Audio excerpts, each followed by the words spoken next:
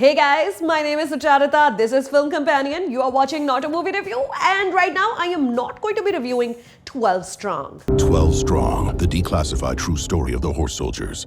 This here is a cinematic adaptation of the best-selling book Horse Soldiers, which was based on the incredible story of Task Force Dagger, the first group of soldiers that was sent into Afghanistan right after the 9/11 attacks on the World Trade Center and the Pentagon. This in itself sounds like a fantastic premise, right? But what made it even more strange and never seen before type was the sudden inclusion of horses. Because as the troops found out on field, यहाँ पर और कोई option नहीं है. Horses were a part of your warfare against the Taliban. Now, as is with most war movies we see, there is the token backstory element of all the good men who had to leave their wives and kids behind to serve their nation, something that has the potential to move the viewers to tears, which here sadly does not happen. I haven't read the book, so I don't know which is better. Like, this movie felt a little lacking in what it wants the janta to take home with them. Now, these real-life stories were kept classified for a really long time because this was a covert mission. And when they came out, the one thing that became the biggest talking point was the US soldiers' unpreparedness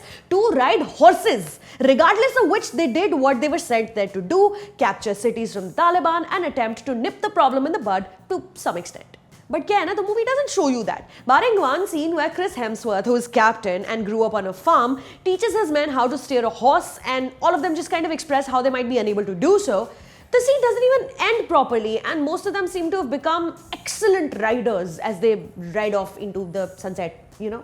इतना आसान है घोड़ा चलाना. मतलब a little more struggle with having a horse instead of a tank would have been entertaining to watch is what I'm trying to say. That's where the movie lacks really. एकदम grassroots entertainment factor.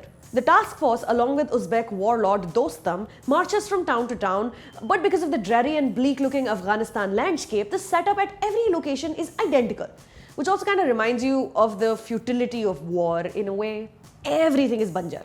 Director Nicolai Fuglsig has been a photojournalist with experience covering war, so every setting looks authentic AF. The people, tanks, guns, fire, this could be a documentary. But the visuals are not something we've not seen before. And because everything looks the same, like I said, you might lose attention 1 hour into the film. What the movie does drive home is how great and mighty and righteous America is. Like I mentioned, the token family scenes are there, which feels like an attempt at manipulation, but not even full-fledged कि रुलाए दो जनता को. But instead I went home feeling कि wow, America ने कैसे फटाफट 3 हफ्ते में war जीत ली, when in fact this is far from the truth. Acting performances are obviously on point. Chris Hemsworth, a mighty Australian, plays an American patriot with as much enthusiasm and conviction as he plays a Norse god. And somehow when you see him go into battle, it is entirely different from how Thor would do it. It's just amazing to watch. Another character from the MCU is here, Ant-Man ka best friend, Michael Peña. He is an ex-history teacher and now a soldier, playing the similar cheeky yet sincere character we've come to expect of him.